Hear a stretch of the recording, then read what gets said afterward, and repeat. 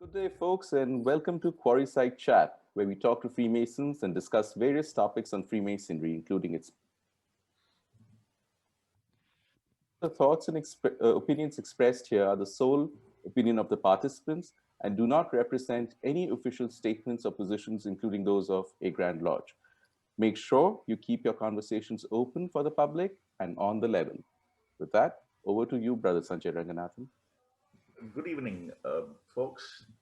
Uh, the distinguished speaker for the evening today is Brother Chuck Dunning. Brother Chuck Dunning is an advocate, facilitator, a trainer, and a consultant in contemplative practice with more than 30 years of professional experience in the fields of higher education and mental health, as well as in masonry and other currents in the Western esoteric traditions. Chuck's consistent commitment is to the actual practice of contemplative disciplines to facilitate and enhance experiences of personal growth, social well being, and spiritual initiation and transformation. With this aim, as a Mason, he has authored the Contemplative Masonry Basic Applications of Mindfulness, Meditation, and Imagery of the Craft in 2016, and the Contemplative Lodge, a manual for Masons doing inner working together on the anvil, and a contributing author in the Art and Science of Initiation. Chuck is the founding superintendent of the Academy of Reflection, which is a chartered organization for Scottish Rite Masons wanting to integrate contemplative practice with their Masonic experience. He is also a co-founder, trainer, and facilitator for the Masonic Legacy Society, which freely introduces the inner work of Masonry through online documents and facilitated activities and training. As a professional, Chuck recently entered semi-retirement from serving as a student affairs administrator and adjunct facility member at the Texas Christian University, and from being a psychotherapist at the TCU and in community agencies, hospitals, and private practice. Over to Chuck Jenny. Thank you for that wonderful introduction. I thought I would just start today by responding to a request from Richard to share a little bit about my background and how I came to where I am in Freemasonry. And I really decided to do this by telling my story as an intertwining kind of narrative about being a contemplative and being a Freemason, and trying to distinguish those two somewhat from the beginning, but obviously over time, integrating them further and further. I would say that as long as I can remember, I've been a contemplative, a natural contemplative. I grew up in a Christian home. We were very active in the church. In fact, we lived right next door to the very large church that we participated in, my entire family, and that my parents were leaders in. And the experience of prayer and the experience of sitting in church services and being still and quiet both naturally produced changes in my consciousness that I noticed at a very young age. I think I was somewhat unusual in this because I would talk about these things with my parents, and they never reacted as if there was something really weird or strange about it, but I could tell that that it was unusual. And none of my friends talked about their experiences in church as being like mine. And when I talk about a shift in consciousness, I mean that in both prayer and while listening, particularly while listening to the sermons and the hymns sung in our church, I noticed that the typical activities of my mind would just kind of seem to vanish. The kind of ongoing dialogue that I would have with myself as a child, and still do, I think we all do that, just went away. And there were even times when I felt like I was not fully connected with my physical body, that I had a sensation of somewhat of like floating just a little bit above my physical body, and listening from that place, and observing and watching from that place. And I later, through my training and practice in meditative disciplines, learned that there is this thing that we call the watcher or the observer that we can experience in deep meditative states. Well, I know that I was experiencing it then. And oh, my cat is now wanting to join us. So, so I always had an interest in consciousness. At the age of 9, in fact, I started lucid dreaming, actually being aware that I was dreaming as I was dreaming, and being able to kind of play with the dream to a certain extent. That had a profound impact on me. It made it impossible for me for the rest of my life to buy into this notion that somehow what we experience in the physical world, material world, is the real thing, and that what is happening internally is not real, that it's somehow a phenomenon of material existence, that mind, in philosophical language, is an epiphenomenon of body. I never really could buy into that. Even long before I understood the concepts, I could still sense that that was the predominant view in reality, that dreams were false, that was a false reality, and that the waking world was the reality. I never could really buy into that. And so I just always had this interest in consciousness. What is consciousness? Why does it work the way that it does? And how can I become more fluent with consciousness? Even as a teenager, these were interests to me. And of course, I had all the normal interests that teenagers have. I was experiencing hormones like every teenager does, and wanting all the things that teenagers want, and I still want some of those things. But my interest in consciousness and in spirituality and things that were behind the veil of the physical appearance of things didn't cease during that time. And one of the things that developed out of that interest is a study of mythology, of religion, comparative religion, looking at religions all around the world and learning as much as I could about them, and also philosophy. So by the time I was in my 20s, I was pretty well versed in a number of different religious traditions, but I hadn't really started a genuine contemplative practice in the sense of a meditative discipline.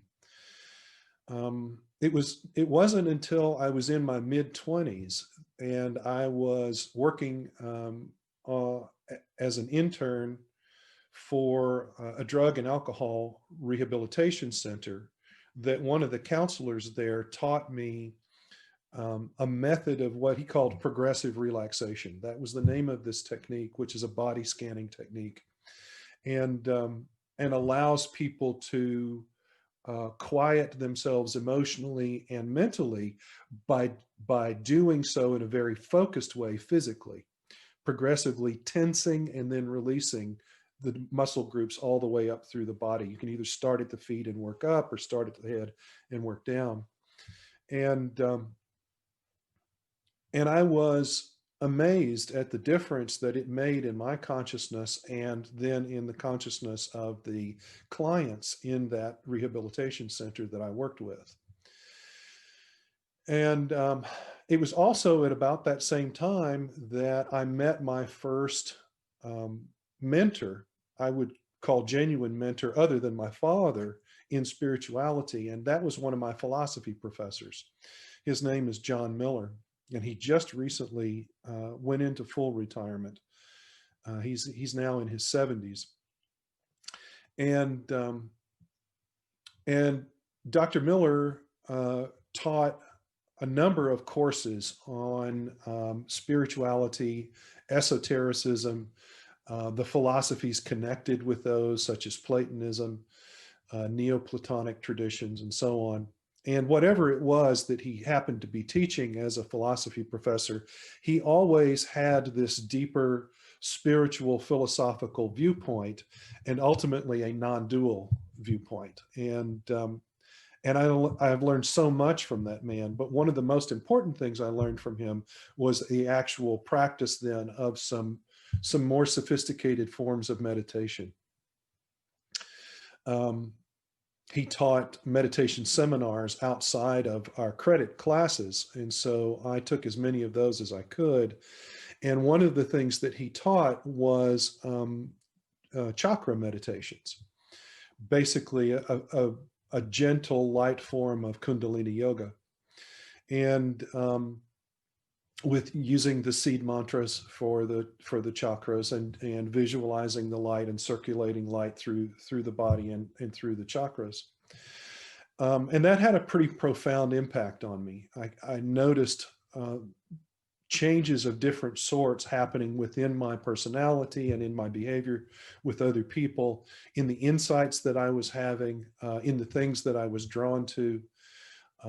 There's this term synchronicity that we use to describe significant coincidences that we experience in life that seem to have meaning in them beyond just mere happenstance, but there's a kind of communicative aspect to them that I experienced much more frequently when I was doing these practices. And it was also under his instruction that I began to take a closer look at Freemasonry. Now, I had grown up in a Masonic family. My father was a Freemason. One of my grandfathers was a Freemason. Many of the men in my church were Freemasons. And so this was something that I was somewhat familiar with, but none of these men spoke nearly as much about Freemasonry as we do now. These things were really just kept between Masons. But my father had books on Masonry in his bookshelf. And the rule was that anything that was published in a book could be read by anyone. And so I would read his Masonic books, and they had a significant influence on me. It's one of the reasons why I was drawn to mythology and the study of religion and philosophy as a young person, was because of reading those Masonic books. Well, with Dr. Miller, I took that study even deeper, and it became a term project in one of the courses. And as I began to look at the language of Masonic ritual from the perspective of someone who is interested in consciousness and is interested in contemplative practice, and had the meditative background that I had been exposed to chakra meditation, a little bit of Kundalini yoga, and had read some of the Upanishads, I found so much in Freemasonry that just seemed to me to be screaming that this is a contemplative tradition. This is a tradition in which brothers learn how to access the deeper levels and aspects of their own being, and in doing so find their connection with all of creation, all of existence, all being. And so by the time I had finished my term project, I was ready then to petition for initiation into Freemasonry.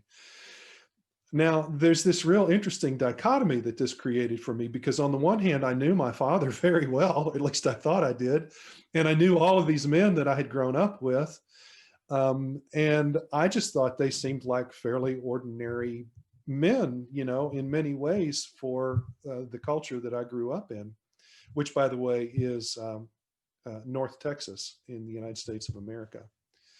I live in Fort Worth and grew up in a little suburb just outside of Fort Worth, and very fundamentalist evangelical Christian environment. And so on the one hand, that was how I saw these men that I knew to be Masons. But on the other hand, I had seen for myself that Freemasonry had all of this rich language in it that pointed in this other direction. And so I thought, wow, maybe these men, including my father, are kind of leading a double life. On the one hand, they're very conventional, kind of mainstream white male Christian men, you know.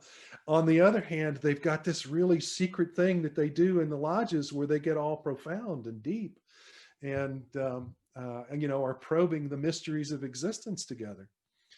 And so, you know, I had some dreams and hopes coming into the fraternity, and was pretty quickly disillusioned after I was initiated.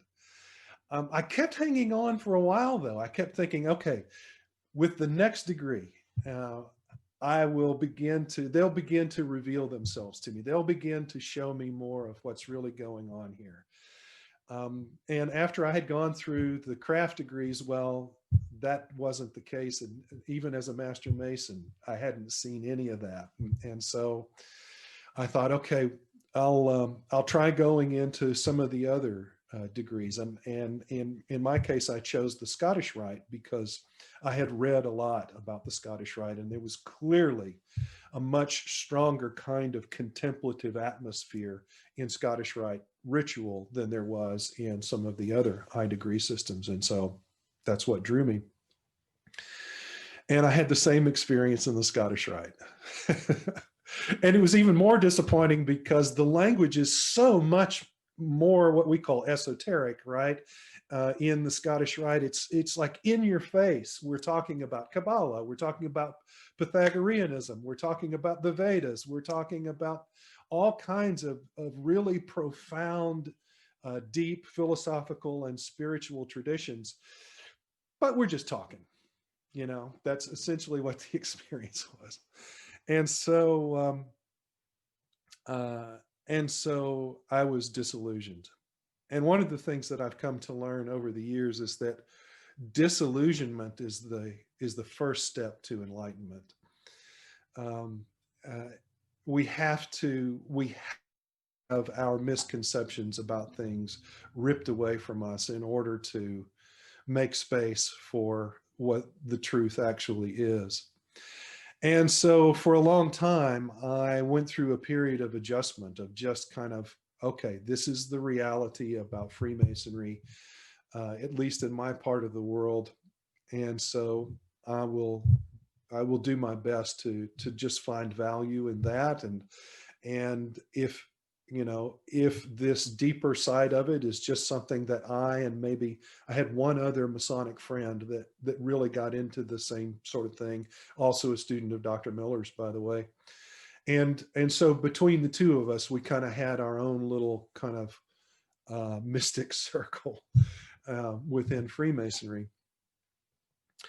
But it's hard to maintain that kind of spirit about Freemasonry when the majority of the Freemasons around you not only don't share that interest, but don't want to hear about your interest along those lines. And that was very common. And so I kind of began to grow a little more distant from the fraternity. I still kept up my interest. I still read Masonic books. I still made Masonry and the symbolism and the language of Masonry part of my contemplative practice. But in terms of actual engagement with the fraternity, it was beginning to wane pretty seriously at that point. And then this thing called the internet happened. And that's when I was able to start connecting with other Masons who shared my interests. There was a small discussion group, an email group for Masons who had these interests. I was able to meet a number of brothers that way, who actually had influence in a particular Masonic environment. And that was the Scottish Rite Valley in Guthrie, Oklahoma. And Brother Bob Davis and Brother Jim Tresner, in particular, were the brothers that I connected with there. And Bob and Jim both became really close friends of mine. And they encouraged me really soon to start writing about the connections that I saw between contemplative practice and these more spiritual, mystical views in Freemasonry. And so I started doing that. And there were others in the group that were interested in contemplative practice, and they asked me to begin kind of writing down some ideas for what are some exercises that we could be doing, some internal work that we could be doing to experience Freemasonry in a deeper way and get more out of its teachings. And so I began putting those things together. And by the year 2000, I had amassed basically a program for anyone who wanted to work through the craft degrees in a contemplative way. And I initially published that anonymously online at mastermason.com. And for a while ran a small discussion group for brothers that were actually working with those methods. And then started to get, because I was now through Bob and Jim becoming more involved in the Valley and Guthrie, things were developing there. There was a circle of brothers, a larger circle of brothers there who were interested in all of these things, and sharing our thoughts with each other and our practices with each other. We began doing so during our reunions. We would have group meditations together with, typically I would be leading those group meditations, but not always. And that then led to the Academy of Reflection, the organization that you heard about in my bio. The Academy of Reflection was chartered by the Sovereign Grand Inspector General for the Orient of Oklahoma as an official Scottish Rite organization for brothers who wanted a contemplative experience of the Scottish Rite degrees. And that charter was issued in 2012, and in 2013, we began functioning as a society. We had bylaws. We had a ritual of induction for anyone who wanted to become a member. We have a curriculum of courses, of contemplative courses, where brothers can learn different methods of doing inner work that are targeted to things in the Scottish Rite degrees. We do not offer explanations of the symbolism in those degrees, but rather we teach methods for brothers to more deeply plumb what's actually taught. We didn't want the Academy of Reflection to become another interpretation of Masonry, but to actually offer work in Masonry, inner work in Masonry, and that's what it is. We now have 4 other valleys that are operating as academies in formation that haven't been chartered yet. Those are all in California. We also have inquiries from all over the United States of America, other valleys that are trying to lay the foundations and get their own academies in formation going. And so all of that started rolling in 2013 after we had been chartered in 2012. And along the way, people were saying, you know, that manuscript that you wrote of exercises for the Craft Lodge, it's great that we've got this organization for Scottish Rite Masonry, but let's not forget the Craft Lodge. And that spurred me to go ahead and become public and put that together in a revised and updated form, along with some other more theoretical kinds of foundations in the book, Contemplative Masonry, Basic Applications of Meditation, Mindfulness, Meditation, and Imagery for the Craft. And there you see Ranesh holding up the cover for us. That was published in 2016. It evidently hit at just the right time for our fraternity, because within 6 weeks, I was already starting a speaker's tour and going around to lodges all over the country in the United States of America, talking about this, leading group meditations, introducing meditation to different brothers, doing meditation workshops. That's becoming a more common thing. And through that process, then one of the things that happened is I got the attention of Brother Akram Elias, who is past Grand Master of the Grand Lodge of Washington, D.C., who wanted to put together a group of Masons to talk about how can we take advantage of this moment that we're in Masonic history in the United States of America, where membership is declining. And yet the people, the young men who are interested in Freemasonry, are hungry for the philosophical, the spiritual, the contemplative aspects. And so for about 2 years or so, a group of us met and in time became what we now call the Masonic Legacy Society. We produced a document called Practicing the Art of Our Mysteries, which is just a very gentle, simple introduction into how you can actually practice the speculative art of Freemasonry, understanding that the word speculative, when it started being used in a Masonic context, actually had the same meaning as contemplative does. And so how do you do that? And we came up with a very simple, light system for doing that, that nonetheless produces some pretty significant results. We're seeing brothers exclaiming that this is what they were looking for when they joined the fraternity, having wonderful new insights about different aspects of ritual and symbolism, and cementing their bond with other brothers when they do this together in a group. The Masonic Legacy Society provides training for anyone who wants to become a facilitator of that process, not just a practitioner. And also for those who want to train other people to be facilitators. But that's all done for free. You don't have to buy a book to get that. You don't have to pay any fees for the training. It's a wonderful, wonderful initiative that I think has an opportunity and is already starting to make a difference in lots of Masonic circles in the United States and lodges that are actually adopting that practice.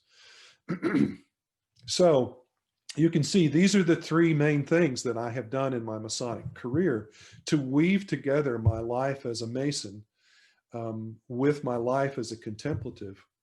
And that has then now through COVID translated into much more of this online interaction, which has connected me with a more international audience and brought me to you guys, which I'm just thrilled about, particularly since my formal practice started with such a strong connection to India. The study of the Upanishads and the inner work of chakra meditation has always given me a strong sense of connection with India. And I think maybe there might even be more to it than that. I love Indian culture. There's a good, strong presence here in the Dallas-Fort Worth Metroplex. I've had the privilege of having a number of professors and friends and coworkers who are from India. And so I'm really thrilled to be connecting with a group of Indian Masons. Thank you for having me here. That's kind of what I had prepared to tell you about today. And now I'm looking forward to a wonderful discussion with you.